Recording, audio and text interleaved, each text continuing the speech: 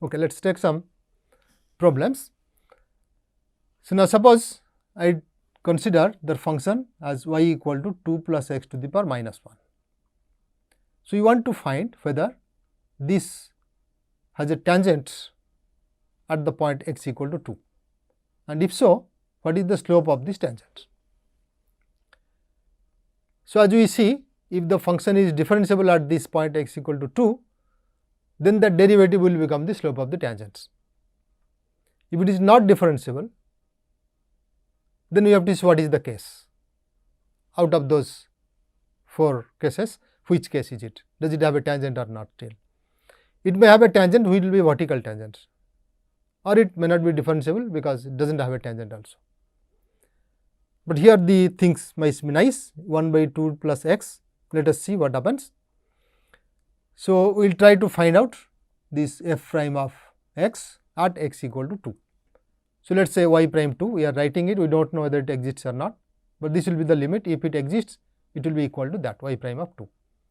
So, it is f of 2 plus h, that is 2 plus h minus 1 minus 2 plus x equal to 2 to the power minus 1 divided by h. So, it is 1 divided by 4 plus h minus 1 divided by 4.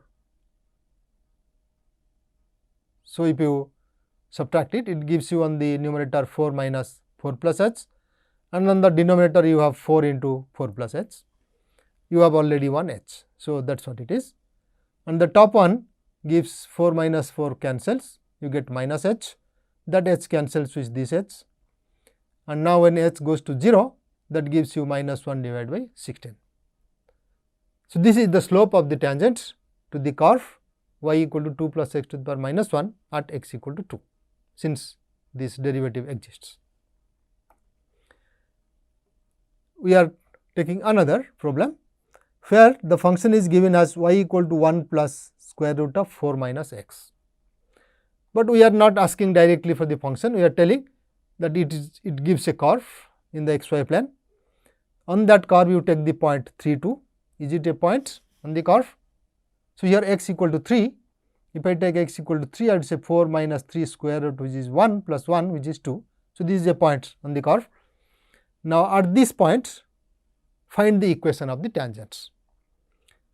So, again, if the problem is correct, we should get f prime at 2, that will be the slope of the tangents.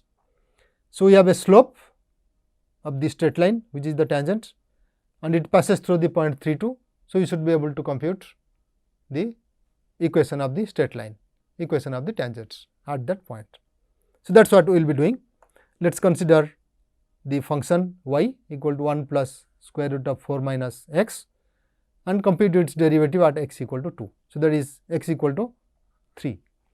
So, it is y prime of 3, that is limit h goes to 0, f of 3 plus h, which is 1 plus square root of 4 minus 3 plus h minus 1 plus square root of 4 minus 3 divided by h. So, second one is 2, that 1 gets cancelled, but this square root we have to take care. So, what we do, it becomes square root of 1 minus h minus 1, right, divided by h. Now, to cancel this h, what we do, multiply square root of 1 minus h plus 1 in the numerator and in the denominator. When you multiply in the numerator, it gives 1 minus h minus 1 square, which is 1 minus h minus 1 divided by this h into square root of 1 minus h plus 1. So, the top one, we see that 1 and 1 cancels.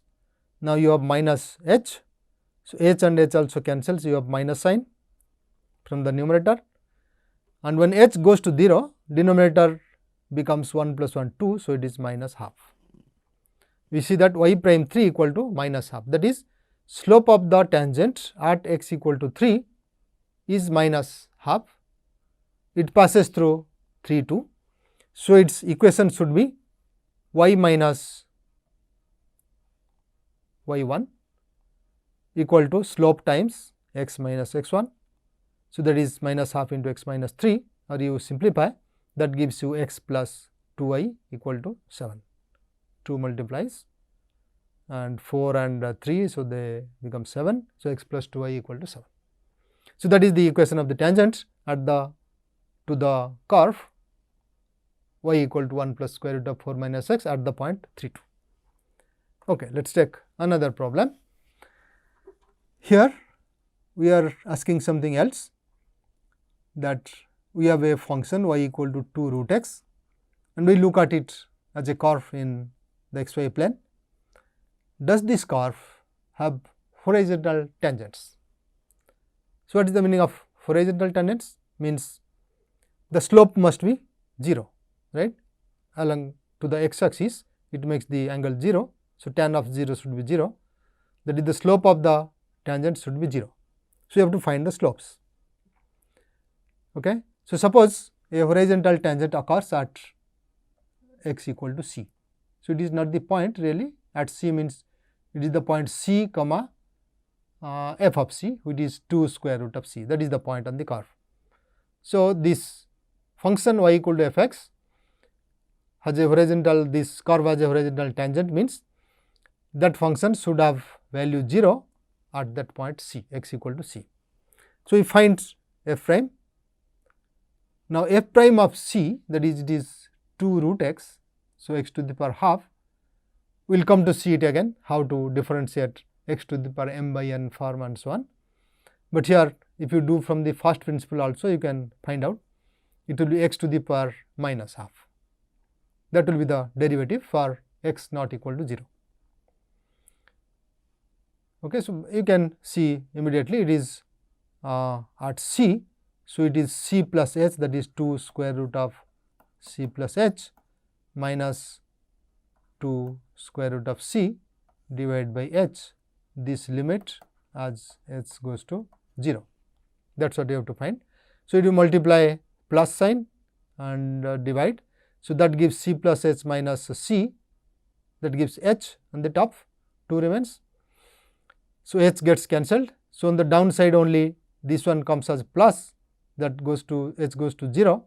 So, that gives you root c plus root c. So, c to the power minus half remains, constants get cancelled. So, that is how you would get f prime c equal to c to the power minus half for c not equal to 0. At 0 we are not taking that, right, because this will not be defined, c to the power minus half.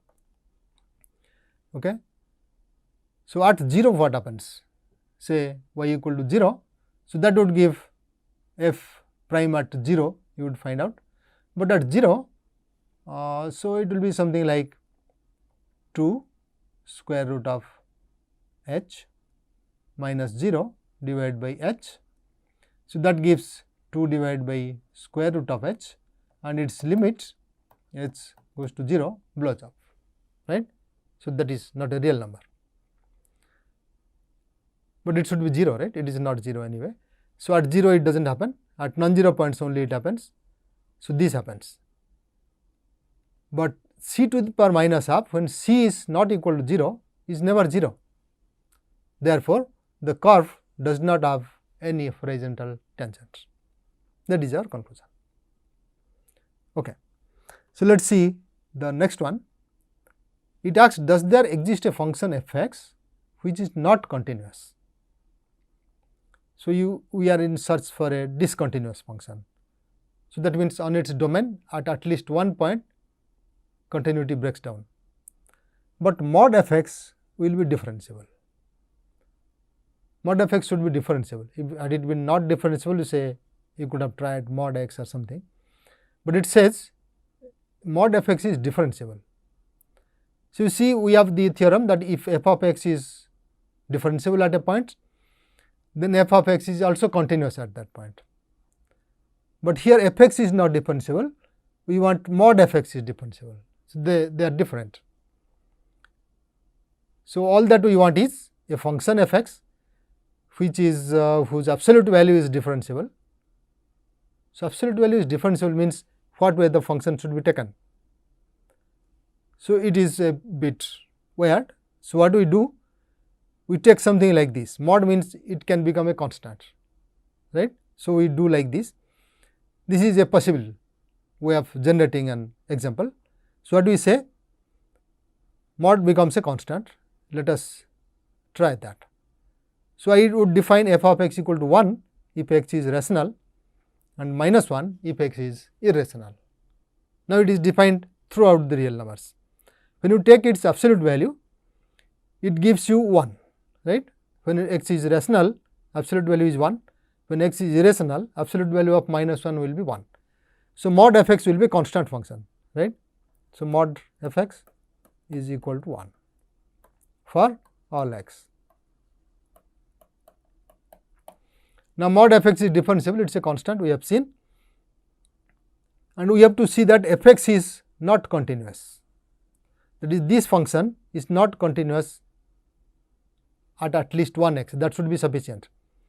But here it says even if you take the domain not to be whole of R, but some subset, say one interval 0 to 1 or some interval, there also it will not be continuous. So, this is a really stronger thing which we are providing here, right. Anywhere you take x, this function is not continuous. Why? Because if you take any point on the real line, so that may be a rational point, may be a irrational point. So, if you take any neighborhood of that, any small neighborhood, the function will be having 1 and minus 1, all these values are achieved everywhere because of denseness of Q and denseness of irrationals. In every neighborhood you will find the function achieves a value 1, achieves also value minus 1. So, if I take my epsilon to be say less than half or epsilon equal to half, for that epsilon I will not get any delta, so that all points in x minus delta to x plus delta mod difference between that and the functional value, let us say 1, which is a rational number here. So, that will not be less than epsilon, that is not less than half. Similarly, if you take irrational instead of rational here, this x, you take the difference between f x and minus 1, that is also bigger than half always. So, the function is not continuous at any x. So, that means instead of defining on R, the whole thing f x equal to 1, f r equal minus 1 with this condition, where x varies over R, we could have taken any interval also. Take any interval, on that define this function. So, x belongs to Q and x belongs to that interval. Similarly, here we would put x is irrational and x belongs to interval, f x is 1 or minus 1. Then also this function satisfies our conditions. It is not continuous at a point in that interval, but mod f x is differentiable, right. So, that is how this example has been generated. So, f x equal to 1 for all x. So, it is differentiable, but it is not continuous anywhere. So, let us stop here.